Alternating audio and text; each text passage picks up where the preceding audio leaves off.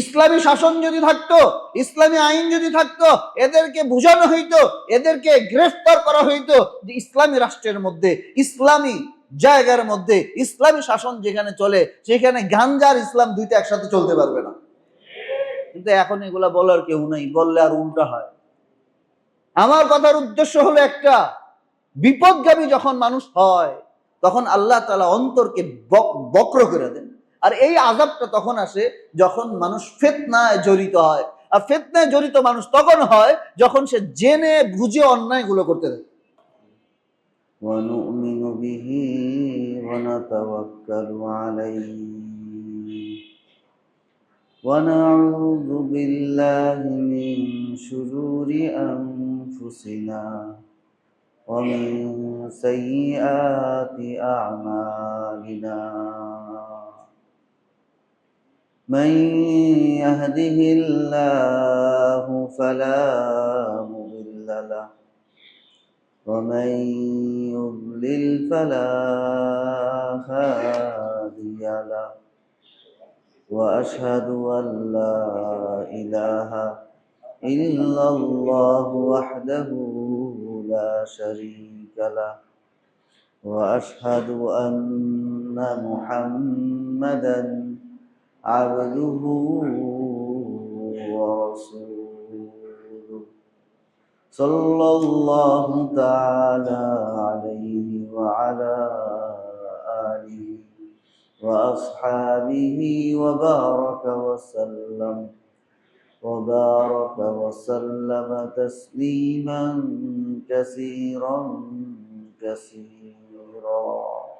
محبة সাথে সকলে দুরূদ ইব্রাহিম করি। আল্লাহুম্মা সাল্লি আলা মুহাম্মাদিন ওয়া আলা আলি মুহাম্মাদ كما صليت على إبراهيم وعلى آل إبراهيم إنك حميد مجيد اللهم بارك على محمد وعلى آل محمد كما باركت على إبراهيم وعلى آل إبراهيم إنك حميد مجيد الحمد لله মহান আল্লাহ সুবহানাহু ওয়া তাআলার দরবারে লাখো কোটি শুকরিয়া যে আল্লাহ রাব্বুল আলামিন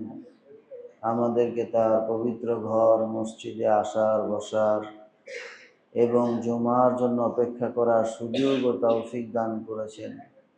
সেজন্য আল্লাহর দরবারে শুকরিয়া আদায় করে মন খুলে প্রাণ খুলে বলি আলহামদুলিল্লাহ। আল্লাহ রাব্বুল আলামিন আমাদের মধ্যে বড় একটি নিয়ামত দান করেছেন, জুমার নামাজ। এই নামাজ এত বরকতময়, এত বরকতময়। হাদিসে আসছে যদি কেউ আগে আগে বাসা থেকে ওযু করে, পবিত্রতা হাসিল করে, পায়ে হেঁটে মসজিদে আসে, খতিবের সামনাসামনি বসার চেষ্টা করে, নিচতলায় জায়গা থাকলে দোতলায় যারা যায় তারা এটা ভুল কাজ করে। নিচতলা ভরবে, তারপরে দোতলায় যাবে, তারপরে তিনতলায় যাবে। আমাদের এখানে প্রথমেই যারা কিছু ভাই সারা সপ্তাহে মসজিদে আসে না, হয়তো একটা দিন আসে, এসে মসজিদের সময়টাকে গল্প গুজবে নষ্ট করে, বুঝে না। নিয়ম হলো খতিবের বরাবর সামনে বসা, সামনে জায়গা নাই, তার পিছনে। মসজিদে ইতিকাফের নিয়ত করা, জুমার দিন খুশবু আতর ব্যবহার করা। এই খুতবা যখন হবে, খুতবা মনোযোগ সহকারে শোনা। আমলগুলা কি খুব কঠিন? বাসার থেকে গোসল করে পবিত্র হয়েই আসা হয় সাধারণত। পায়ে হেঁটে আসা, তো পায়ে হাঁটা যারা দূর থেকে আসে, রিস্কা নিলেও তো কিছু দূর পায়ে হাঁটে। আর মসজিদের একদম বরাবর না রেখা যদি সময় থাকে একটু আগে নেমে যায়, একটু হাঁটেন, সুন্নত আদায় হয়ে গেল। মসজিদে আসার পর যতটুক সম্ভব খতিবের কাছাকাছি বসা, ইমামের কাছাকাছি বসা, নিচতলা জায়গা নাই, 14 তলা, এই আমলটা করা। আর জুমার মধ্যে ইতিকাফের নিয়ত করা, খুতবা মনোযোগ সহকারে শোনা, এই আমলগুলো করলে রাসূলুল্লাহ সাল্লাল্লাহু আলাইহি ওয়াসাল্লাম বললেন আল্লাহ তাআলা তার পিছনের এবং আগাম 1 সপ্তাহের গুনাহ মাফ করে দিলেন।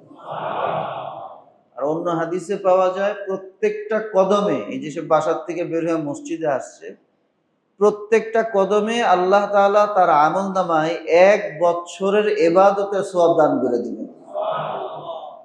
এটা খুব সহজ কাজ, আল্লাহ আমাদেরকে করার তৌফিক দান করুন।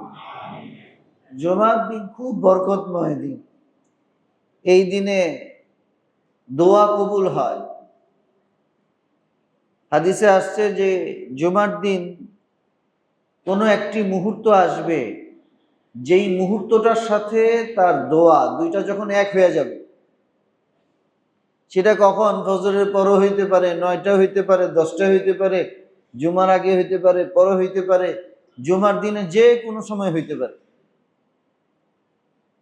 বান্দা দোয়া করতেছে আর ওই টাইমটা তার ভিতরে চলে আসছে, এটা যদি মিলা যায় তাহলে আল্লাহর কাছে যা সে দোয়া করবে সেই দোয়াটাই কবুল হয়ে যাবে। জন্য বুজুর্গানে দিন, ওলামায়ে কেরাম বলেন জুমার দিন খুব বেশি বেশি দোয়া করো।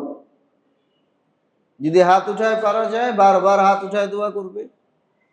হাত উঠানো যাইতেছে না, এমনি মনে মনে দোয়া করতে থাকবে, বারবার প্রত্যেক জুমায় যেন দোয়া করতে থাকে।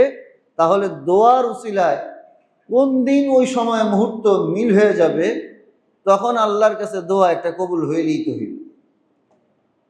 আমরা দোয়া কবুলের জন্য কত জায়গায় দৌড়াই, কত হুজুরের পিছনে ঘুরি, কত মানুষ কতভাবে দোয়া কবুলের জন্য চেষ্টা করে, কিন্তু রসুল বলে দিয়ে গেছেন দোয়া কবুল তোমার জুমার দিন হবে।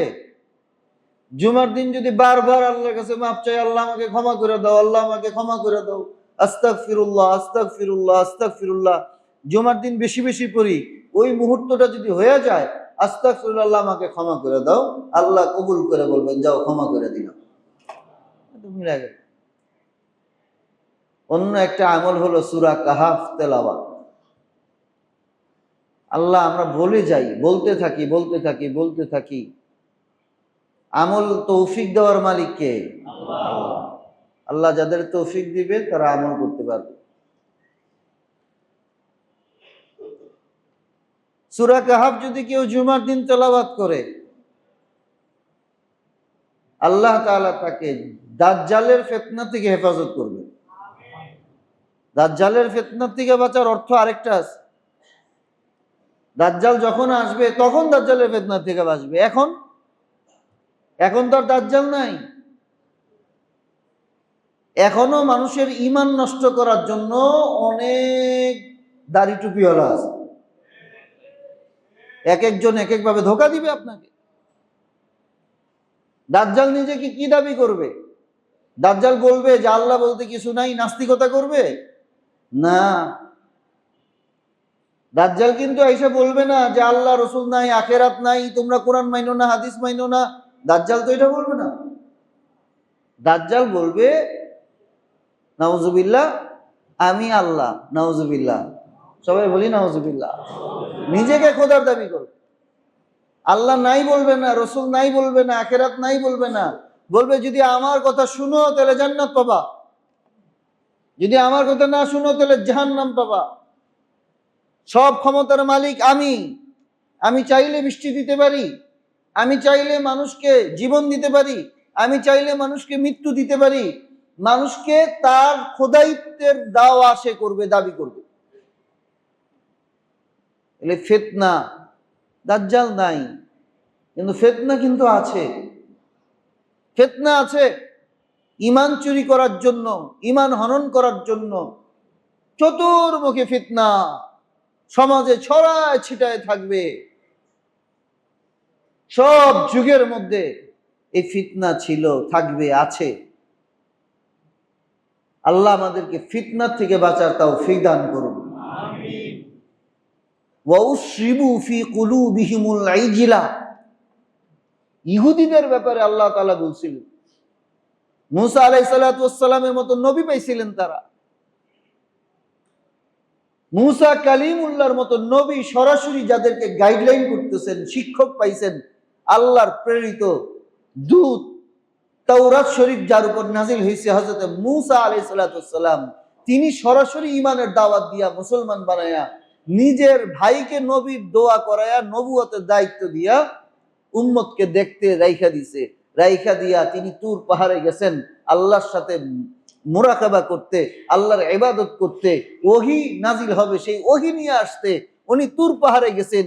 এদিকে যারা পাবলিক, যারা সাধারণ মানুষ, ওয়াউশরিবু ফি কুলুবিহিমুল ইজলা, নবীর সান্নিধ্যে উম্মত হওয়ার পর আবার নিজের ভাইকে নবী বানায়া দায়িত্ব দেওয়ার পর আল্লাহ কি করছেন, ওদের অন্তরের মধ্যে ওই বাসুরের যে মহব্বত, গরুর যে মহব্বত, গাভীর যে মহব্বত, ওই গাভী আর গরু আর বাসুরের মহব্বত কলিজার মধ্যে টান। কিসের টান? বাসুরের টান। বাসুর তারে খোদা মনে করতেছে, বাসুরকে খোদা, এই গরুর বাচ্চাকে, গাভীকে, গরুর বাচ্চাকে, এইটাকে তারা পূজনীয় মনে করতেছে, এইটাকে তারা গড মনে করতেছে, এটাকে তারা সৃষ্টিকর্তা মনে করতেছে।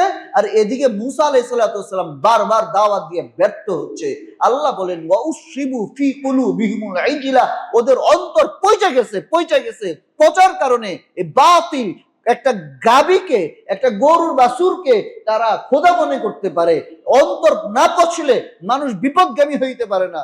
মনে রাখবেন, যারা ভুল পথে যায়, যারা ভুল কাজ করে, যারা ভুল দিকে অগ্রসর হয়, বাতিল ফিরকার দিকে যায়, রসুলের বাণী অ্যাভয়েড করে, আল্লাহর কোরআনের বাণীকে অ্যাভয়েড কইরা নেতার বাণী শুনে, পীরের বাণী শুনে, এরা মনে রাখবেন আল্লাহ এদের অন্তরে কঠোর করে দিছে যে তুমি যাই কবুল করো করবা, কিন্তু কোরআনের আয়াত মানা যাবে না, হাদিস মানা যাবে না, হক মানা যাবে না। বাতিল এটা মজা লাগবে, নাচ গান এটা মজা লাগবে, বাবা গাঞ্জা খায় তাও সে বাবা, আর যে বলে গাঞ্জা খায় সে কোনোদিন পীর হইতে পারে না, সে হয়ে গেছে খারাপ। কোরআন খারাপ, হাদিস খারাপ, কারো কথা ভাল লাগে না, ভাল লাগবে কার? ওই গাঞ্জুটির কথা। এরকমও সমাজের মধ্যে আছে না? ওপেন চলতেছে। ইসলামী শাসন যদি থাকতো, ইসলামী আইন যদি থাকতো, এদেরকে বুঝানো হইতো, এদেরকে গ্রেফতার করা হইতো যে ইসলামী রাষ্ট্রের মধ্যে, ইসলামী জায়গার মধ্যে, ইসলামী শাসন যেখানে চলে সেখানে গাঞ্জার ইসলাম দুইটা একসাথে চলতে পারবে না। কিন্তু এখন এগুলা বলার কেউ নাই, বললে আর উল্টা হয়।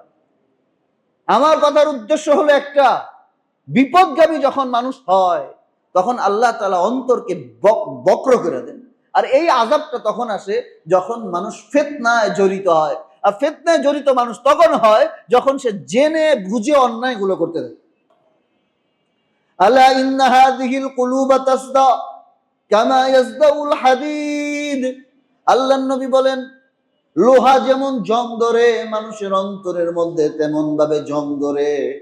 সাহাবা ইকরাম জিজ্ঞাসা করলেন ফামা ছিলাউহা, দিল যদি জং ধরে যায়, দিলের মধ্যে যদি কালিমা পড়ে যায়, দিল কালো হয়ে যায়, তখন হকটাকে বাতিল মনে হয়, বাতিলটাকে হক মনে হয়। যেটা সত্য কোরআনের নির্দেশ, রসুলের নির্দেশ, সেটাকে খারাপ মনে হইতে থাকবে। আর যেটা বাতিল সেটাকে মন খুব ভালো লাগতে থাকবে। এই অবস্থা হলে এখান থেকে পরিত্রাণের উপায় কি ইয়া রাসূলুল্লাহ? নবীজি বলেন আল ইস্তিদাদ ক্বাবলাল মাউত, তুমি যদি চাও তোমার দিলকে ঝংমুক্ত করতে, আমরা চাই না, চাই সিরিয়াস হন ভাই, সিরিয়াস হন। গাফলতি করে করে আখিরাতটা শেষ করে দিয়েন না, সিরিয়াস হন। গাফলতি করতে করতে আখিরাত ধ্বংস হয়ে যাবে।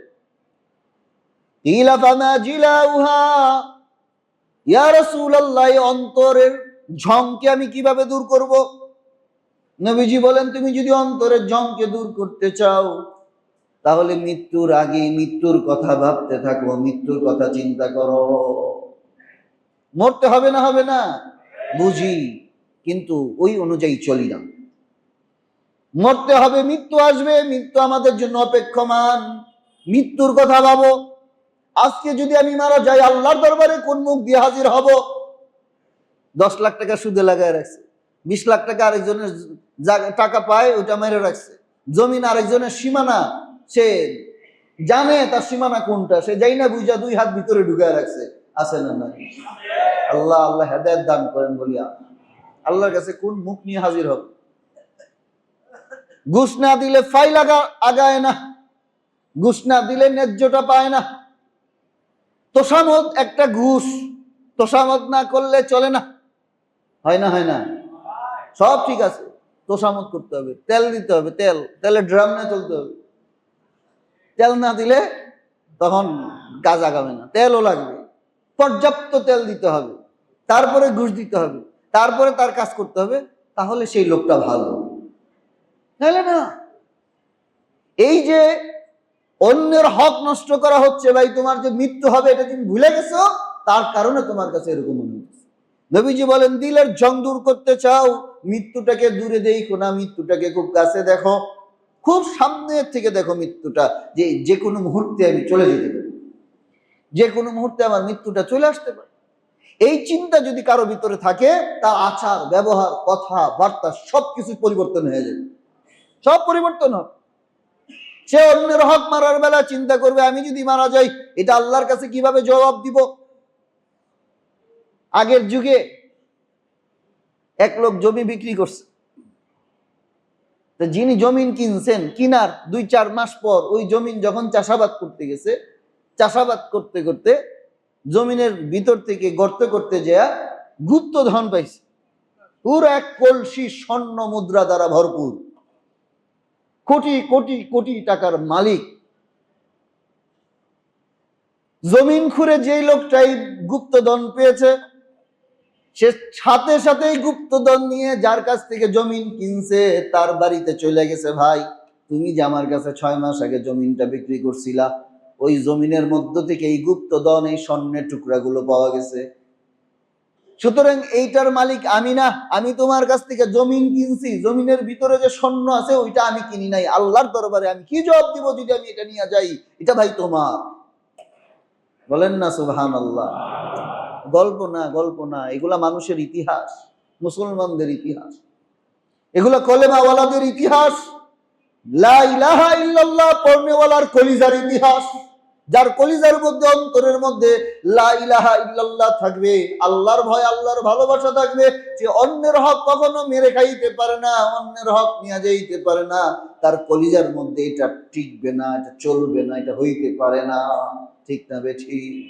অন্তরে যদি আল্লাহর ভয় থাকে বিন্দু মাত্র, আরেকজনের হক, নামাজ 2 ওয়াক্ত কম করতে পারে, নামাজ 1 ওয়াক্ত কম বেশি হইতে পারে, তাসবিহ 2 ওয়াক্ত কম হইতে পারে বেশি হইতে পারে, একজন মুসলমান সে অন্যের হক মাইরা খাবে, এটা মুসলমান হইতে পারে না, এই ঈমান তার হইতে পারে না। এখন 6 মাস আগে যে জায়গা বিক্রি করছে, তিনি বলতেছেন, ভাই এই জমিন তো তোমার কাছে আমি 6 মাস আগে বিক্রি করে দিয়েছি, জমিনের মধ্যে যত গাছ আছে, যত গুপ্তধন আছে, যা আছে সব তোমার, এটা আমি রাখতে পারবো না। আমি আল্লাহর কাছে কিভাবে জবাব দিব? আমি তো তোমার কাছে জমিনটা বিক্রি করে দিয়েছি, এখন যদি তোমার থেকে এই স্বর্ণ মুদ্রাগুলো, গুপ্তধন গুলো যদি আমি নিয়ে নিই, কাল হাসরের ময়দানে এই একটা কলসি স্বর্ণের জন্য আমার আখিরাতটা না জানি নষ্ট হয়ে যায়। কোনোভাবেই মানতেছে না। তারা 2 জন মিলা শাসকের কাছে গেছে, বিচারক পর্যন্ত দৌড়াইছে। আমাদের মামলা আসে তো থানায়, তখনও মামলা গেছে, বিচারকের কাছে দৌড়াইছে। বিচারক বহুবার বুঝাইছে, ভাই তুমি তাহলে রেখা দাও, তোমার কাছে বিক্রি করা যখন পাইছে। মানে না, আমি কেন রাখবো, এটা কি আমার নাকি? আমি জায়গা কিনছি, জমি কিনছি, আমি কি জানি না কি এটার মধ্যে স্বর্ণের গুপ্তধন আছে? সে রাখবে না। আর এরে বলে আমি রাখবো কেন? আমি তো বিক্রি করে দিছি, আমি তার স্বর্ণ নিয়ে আখিরাতে আমি বেজালে পড়বো কেন? ধরে বলি সুবহানাল্লাহ, আল্লাহু আকবার। বাচ্চাদেরকে গল্প শিখায়, কি গল্প? এই সমস্ত গল্পগুলা শিখাইতো, তার ভিতর আত্মমর্যাদা বোধ তৈরি হইতো। তুই যদি হালাল বাপের হালাল সন্তান হয়ে থাকস, আরেকজনের জায়গায় কেমনে মারস? ঠিক না বে ঠিক? তোর বাপ যদি হালাল হয়, তুই যদি হালাল হস, তুই হারাম খাবি কেন? আরেকজনের জমি দখল করবি কেন? তুই হারাম জাদা না হইলে, হালাল পন্থায় তুই দুনিয়াতে আসলে তোর ভিতরে তো হালালের কি থাকবে? হালালের তোর চিন্তা ভাবনা চেতনা থাকবে, হারামের চেতনা তোমার ভিতরে ঢুকছে, এটার অর্থই হইল তোমার ভিতরে হারামকে ভাল লাগে, তোমার আখিরাত বলতে কিছু নাই, জান্নাত জাহান্নামের বিবেচনা নাই, জবান বলতে কিছু নাই, তুমি সভ্য জাতির মানুষ না, তুমি জানোয়ারের চাইতে নিকৃষ্ট হয়ে গেছে। গলা একটু বড় হইলে, একটু নেতা হইলে চান্দা তুলতে হইব, কেন রে ভাই? ভিক্ষা করে খেতে পারোস না? ঠিক না বেঠি? তো চান্দা তুলে খাইতে হইব কেন? তোর বাপে চান্দা তুলে খাইছে, তোর দাদার চান্দা তুলে খাইছে, তোর চান্দা তুলে খাইতে হইব কেন?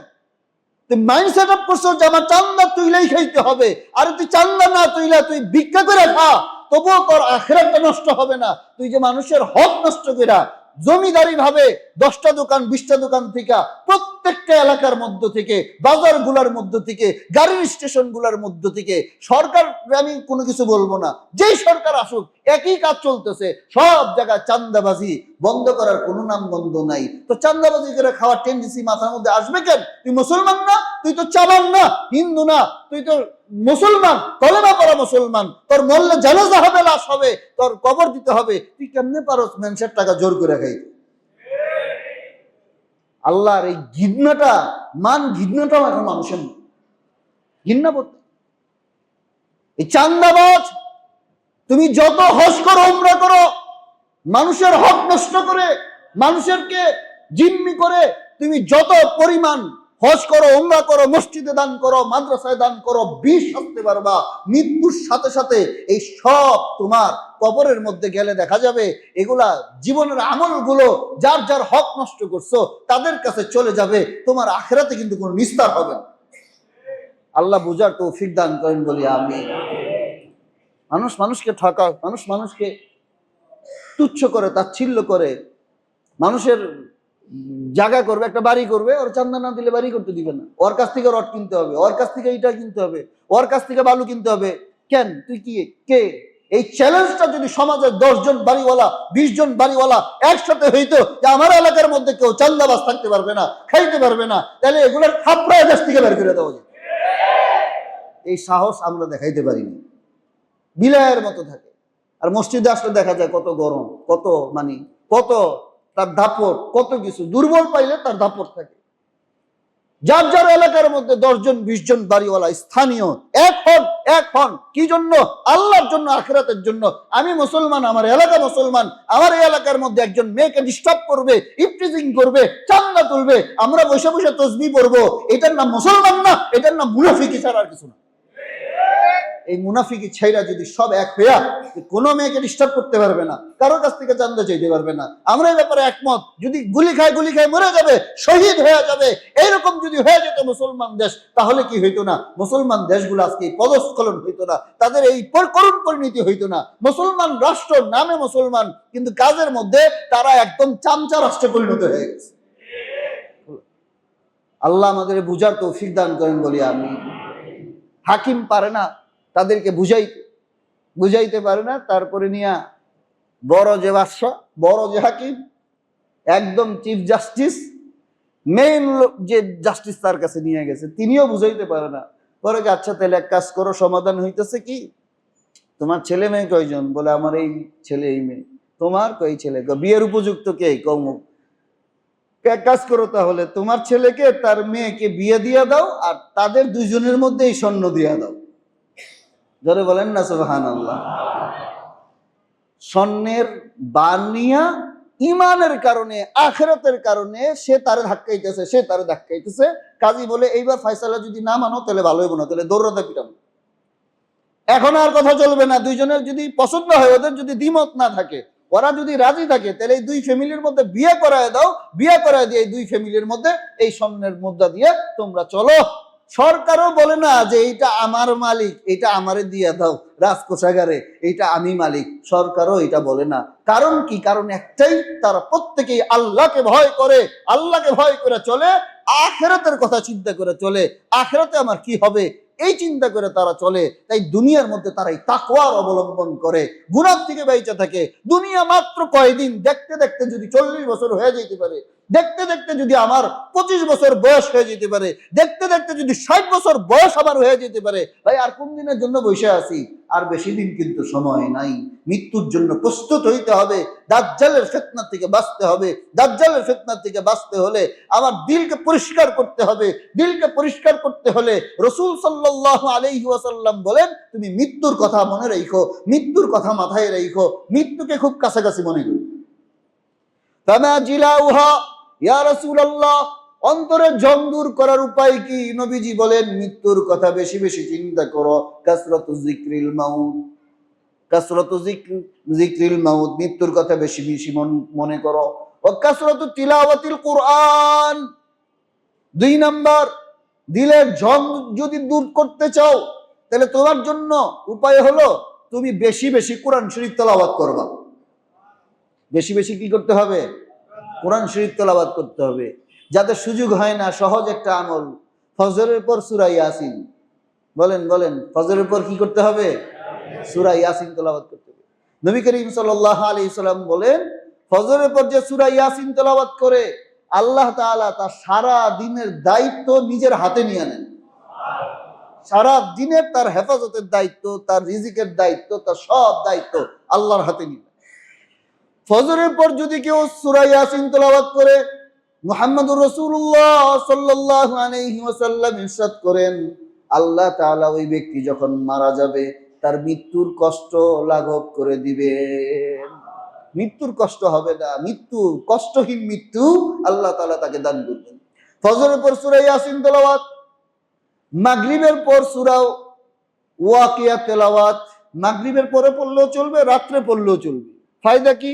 রাসূলুল্লাহ সাল্লাল্লাহু আলাইহি ওয়াসাল্লাম বলেন যে প্রত্যেক রাত্রে সূরা ওয়াকিয়া তেলাওয়াত করবে, আল্লাহ রাব্বুল আলামিন কোনদিন তার পরিবারকে অভাবের যন্ত্রণা, অভাবের কষ্ট দিবেন না। এক সাহাবী মৃত্যুর সময় 5-6টা মেয়ে, হযরত ওমর রাদিয়াল্লাহু আনহু ওই সাহাবীর সাথে দেখা করতে গেছেন। মারা যাবে, তার কোনো ছেলে নাই, 5-6টা মেয়ে, ফ্যামিলির মধ্যে সব মেয়ে, কোনো ছেলে নাই। মৃত্যুর সময় টাকা পয়সা নিয়ে গেছে। বলে, হুজুর কেমন আছেন? আর আছি, যে কয়দিন আল্লাহ বাঁচায় রাখছে। আমি আপনার জন্য বাইতুল মাল থেকে কিছু হাদিয়া দিছি, আপনারা এই খেন। বলে, রাখবে না। বলে, আপনার তো কোনো ছেলে নাই, আপনি মারা গেলে ফ্যামিলিটাকে দেখবে কে? আমার পর আপনার এই কথা মনে রাখবে কে? আমি এখন নিয়ে আসছি, রাইখা দেন, মেয়েদের কাজে লাগবে। বলে, আমি আমার নিজ কানে, আমার এই কানের মধ্যে হাত দিয়া, বলে আমার এই নিজ কানে মুহাম্মদুর রাসূলুল্লাহ সাল্লাল্লাহু আলাইহি ওয়াসাল্লামকে বলতে শুনেছি, যারা দৈনিক রাতের বেলা সূরা ওয়াকিয়া তেলাওয়াত করবে আল্লাহ রাব্বুল আলামিন কোনদিন তাকে রিজিকের অভাব দিবেন না। সুতরাং আমার সন্তানদেরকে ছোটবেলা থেকে আমি এমন ভাবে অভ্যস্ত করেছি যে তারা কোনোদিন আজ পর্যন্ত সূরা ওয়াকিয়া তেলাওয়াত নষ্ট করে নাই, তেলাওয়াত ছাড়ে নাই। প্রতিদিন রাতের বেলা সূরা ওয়াকিয়া তেলাওয়াত করে। এইভাবে আমি আমার সন্তানদেরকে বড় করেছি। আমার বিশ্বাস তারা ওয়াকিয়া তেলাওয়াত করবে আর তাদের রিজিকের ফয়সালা মহান আল্লাহ রাব্বুল আলামিন নিজের কুদরতি ভাবে করে দিবেন। কি বিশ্বাস তাদের! গণনা হয়েছে, তিনি মারা যাওয়ার পর তার ফ্যামিলি এতটা সচ্ছল হয়েছে, এতটা সচ্ছল হয়েছে, বাইতুল মালের টাকা লাগে না, আসল বাইতুল মাল, আসল টাকার মালিক কে? একজনে 20,000 টাকা বেতন পায়, ফ্যামিলির সব খরচ দিয়া আরো 3-4 হাজার টাকা সে সেভিং করে রেখা দেয়। আরেকজনে 2 লক্ষ টাকা ইনকাম, সব খরচ কইরা আরো 1 লক্ষ টাকা ঋণ করে। আচ্ছা বলেন তো বড় লোক কে? বুঝছেন কিনা কথাটা? একজনে 20,000 টাকা ইনকাম করে, সব ফ্যামিলির খরচ কইরা তার 2-3 হাজার টাকা সে আরো জমায় রাখে। আরেকজনে 2 লাখ টাকা ইনকাম করে, সব খরচ কইরা হাফায়া আরো 1 লাখ টাকা ঋণ করে খরচ করে। বড় লোককে যে 3 লাখ টাকা খরচ করলো, 2 লাখ টাকা ইনকাম করলো, ও না যে 20,000 টাকা ইনকাম করলো, 2-3 হাজার টাকা সেভিং করে জমায় রাখলো, ও আল্লাহ তাআলা রিজিকে বরকত 20,000-এর মধ্যে দিছে বিদায় সে সবকিছু চালায়ও 2,000 টাকা রাখতে পারছে। আর বরকত না থাকার কারণে 2 লাখ টাকা ইনকাম কইরাও 10 টাকাও রাখতে পারেনি, আরো ঋণ করছে। রিজিকের মালিক কে? বরকত দেওয়ার মালিক কে? আল্লাহ। আল্লাহ সুবহানাহু ওয়া তাআলা তার রাসূলকে যে জানাই দিবেন কোরআনের পাওয়ার কি দেখো। তোমার ফ্যাক্টরি লাগবে না, ব্যবসা লাগবে না, হ্যাঁ হালাল উপায়ে যা যা করার করবা, কিন্তু আল্লাহর ওয়াদা, রাতের বেলা যদি তুমি সূরা ওয়াকিয়া তেলাওয়াত করতে পারো, মৃত্যু পর্যন্ত তোমার রিজিকের গ্যারান্টি আল্লাহ তাআলা স্বয়ং নিজের হাতে নিয়ে রাখছেন। তুমি চাকরি করতেছো, এটার গ্যারান্টি নাই মৃত্যু পর্যন্ত তোমারে খাওয়াবে, ওই অফিসার তোমাকে এই গ্যারান্টি দিবে না, ব্যবসা তোমাকে এই গ্যারান্টি দিবে না। মুহাম্মদুর রাসূলুল্লাহ সাল্লাল্লাহু আলাইহি ওয়াসাল্লাম সূরা ওয়াকিয়া তেলাওয়াত করলে তোমার রিজিকের অভাব হবে না, গ্যারান্টি দিয়ে রাখছেন। সন্তানকে কোনটা শিখাই আমরা? সূরা ওয়াকিয়া তেলাওয়াত শিখাই, নিজে আমল করি, কোরআন তেলাওয়াত করি, দিলের ঝক দূর হবে, আখিরাতের কথা মনে থাকবে, আল্লাহর ওয়াদার কথা মনে থাকবে।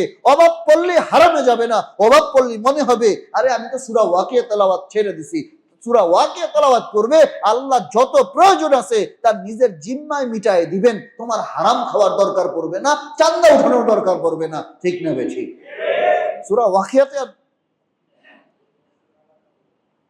এশার নামাজের পর রাতের বেলা বিশ্বনবী মুহাম্মদুর রাসূলুল্লাহ সাল্লাল্লাহু আলাইহি ওয়াসাল্লাম ইরশাদ করেন, যদি কেউ সূরা মুলক তেলাওয়াত করে, 30টা আয়াত 29 পারার মধ্যে সূরা মুলক, নাম কি বলেন? সূরা মুলক যদি কেউ তেলাওয়াত করে, আল্লাহ রাব্বুল আলামিন তার কবরের আযাবকে মাফ করে দিবেন।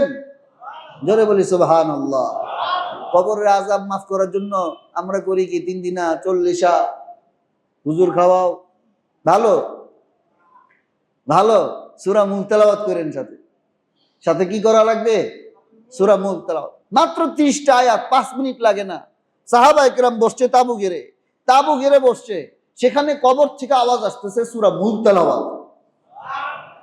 তারা ভয় পেয়ে গেছে, ভয় পেয়ে দৌড়ে রাসূলের কাছে আসছে, ইয়া রাসূলুল্লাহ, আমি তো তাবু গাড়ছিলাম, আমরা বসে এখানে একটু জিরাবো, রেস্ট নিব, তাবু গাড়া হয়েছে, কিন্তু পাশে কবর ছিল, খেয়াল করি নাই, সেই কবর থেকে সূরা মুলকের তেলাওয়াতের আওয়াজ আসছে। তখন নবীজি বলেন, যারা দুনিয়ার মধ্যে সূরা মুলক তেলাওয়াত করবে, জান্নাতে যাওয়ার আগ পর্যন্ত কবরে তার সাথে সূরা মুলক সাথী হয়ে থাকবে এবং ওয়াদা দিবে, আমি তোমার সাথে আছি, তুমি ভয় পাইও না হে কবরের বাসিন্দা, আমি তোমার সাথী হয়ে থাকবো, যতক্ষণ না তুমি জান্নাতে যাবা ততক্ষণ আমি তোমার পাহারাদার হয়ে তোমার সাথে থাকবো। এই আমলগুলো করেন, কোরআন তেলাওয়াত করেন, অন্তরে ঝং দূর হয়ে যাবে, অন্তরে ঝং থাকবে না। টাকার জন্য চোখের পানি, সমাজে পরিবারের মধ্যে শান্তি নাই, সব অশান্তি দেখবেন দূর হয়ে গেছে, দিলের ঝং দূর হয়ে যাবে।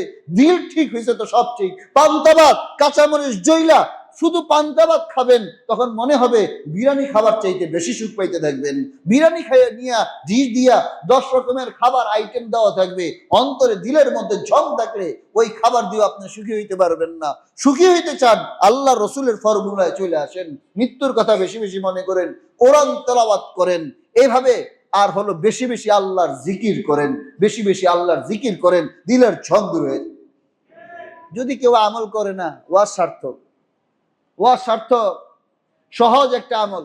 যখন বাইরে বেরাবো জিকিরের মধ্যে দোয়ার মধ্যে করে যাবে, যাকেই দেখবো তাকেই বলবো আসসালামু আলাইকুম। পারবো না ইনশাআল্লাহ? সালাম বেশি বেশি দিতে। অনেকে লজ্জা পায়, অনেকে মানে ভিআইপি তো সালাম দিতে পারে না, একটু মুডলে থাকে। আর যদি কেউ বলে আসসালামু আলাইকুম, মাথা ঝুলাকা নিচে, উনি বস মানুষ, সালাম নিতে লজ্জা লাগে, মুখের মানে অনেক কষ্ট হয়, অনেক কষ্ট করে বলে এই তার সালাম নেওয়া। নাউজুবিল্লাহ নাউজুবিল্লাহ। আরে মুসলমান, নবী করিম সাল্লাল্লাহু আলাইহি ওয়াসাল্লাম ইরশাদ করেন, কেউ যদি সালাম দেয়, আল্লাহ তাআলা যে আগে সালাম দিল, আল্লাহর রহমতের 100 ভাগের 90 ভাগ রহমত যে আগে সালাম দেয় তাকে দান করে দেন। রিস্কাওয়ালা দেখলে সালাম দিতে নিষেধ নাকি? গরিব দেখলে সালাম দেওয়া নিষেধ, কর্মচারী দেখলে সালাম দেওয়া নিষেধ, ছাত্র দেখলে সালাম দেওয়া নিষেধ, আসছে এরকম কোনো হাদিস না। আপনি বাইরে থেকে আসছেন, যে আগে আসবে সে সালাম দিবে, সালাম দেন, আফসুস সালাম। নবী করিম সাল্লাল্লাহু আলাইহি ওয়াসাল্লাম ইরশাদ করেন, আফসুস সালাম, তুমি বেশি বেশি সালাম দাও, ওয়া তাইমুত তুআম, আর মানুষকে খাবার খাওয়াও, গরিব দুঃখী আত্মীয় স্বজন ভাই বোন পরিবার পরিজন যাকে পারো তাকে খাবার খাওয়াও, খাবার খাওয়াও। চা খাইতে বসছো হোটেলে, তোমার সাথে আরো 3 জন আছে, যে সামর্থ্য তাকে খাওয়াও, খাওয়াইতে নিষেধ নেই, খাওয়াও। আফসুস সালাম ওয়া তাইমুত তুআম, আর মানুষের সাথে যখন কথা বলো তখন হাসি মুখে কথা বলো, হাসি মুখে কথা বলো, একটা হাসি দিয়ে কথা বলো, বেশি বেশি সালাম দাও, হাসি মুখে কথা বলো, মানুষকে খাবার খাওয়াও। তাদখুলুল জান্নাতা বিসালাম। নবীজি বলেন, এই আমলগুলার কারণে আল্লাহ তাআলা তুমি জান্নাতের মধ্যে যেই দরজাতে খুশি সেই দরজাতে জান্নাতে চলে যাও। বেশি কঠিন কাজ না, বাইরে বেরাইলে জিকির, বেশি বেশি সালাম দেওয়া হবে। সহজ একটা জিকির। যখন উপরের দিকে উঠবে তখন পড়বে আল্লাহু আকবার। উপরের দিকে উঠতে কি বলতে হবে বলেন? আরো জোরে বলেন, কি বলতে হবে? লিফটের মধ্যে যখন উপরে উঠবো আল্লাহু আকবার, সিঁড়ি দিয়ে যখন উপরে উঠবো আল্লাহু আকবার, জমিনে হাঁটতে হাঁটতে কোনো উঁচা জায়গা আসছে আল্লাহু আকবার। একবার যদি শুধু অভ্যাস হয়ে যায়, সারা জীবনে যত জায়গায় আপনি উপরে উঠবেন, আপনার সন্তানকে আপনি শিখাই দিচ্ছেন, সারা জীবন ও সিঁড়িতে উঠবে আল্লাহু আকবার বলবে। একবার আল্লাহু আকবার বলবে, আসমান থেকে জমিন পর্যন্ত ফাঁকা জায়গা আল্লাহ তাআলা তার নেকির আমল, তার আমল নামার মধ্যে দান করে দিবে। উপরে উঠার সময় আল্লাহু আকবার, নিচে নামার সময় পড়তে হবে সুবহানাল্লাহ সুবহানাল্লাহ। সিঁড়িতে নামতেছি সুবহানাল্লাহ, উঁচা জায়গা থেকে নিচে নামতেছি সুবহানাল্লাহ। প্লেনে ফ্লাইটের মধ্যে আছি, যখন ঘোষণা করে দিবে এখন ল্যান্ড করবে, প্লেনটা নিচে নামবে, তখন থেকে পড়তে থাকেন সুবহানাল্লাহ। যতবার আপনি নিচে নামবেন ততবার আল্লাহর কাছে আপনি উপরে উঠে যাবেন। যতবার আপনি নিচে নামতে থাকবেন সুবহানাল্লাহ পড়তে থাকবেন। হাদিসের মধ্যে বলে, কেউ যদি একবার সুবহানাল্লাহ বলে, আল্লাহ তাআলা জান্নাতের মধ্যে তার জন্য একটা গাছ রোপণ করে দেন। ওই গাছটা এত বিশাল হবে, যার গাছটার ছায়া অতিক্রম করতে ৭০,০০০ বছর একটা তেজস্বী ঘোড়া দৌড়ায় শেষ করতে পারবে না। একবার আপনি নিচে নামতেছেন কিন্তু জান্নাতের মধ্যে আপনি উপরে উঠতেছেন। আল্লাহ আমাদেরকে আমলের তৌফিক দান করুন।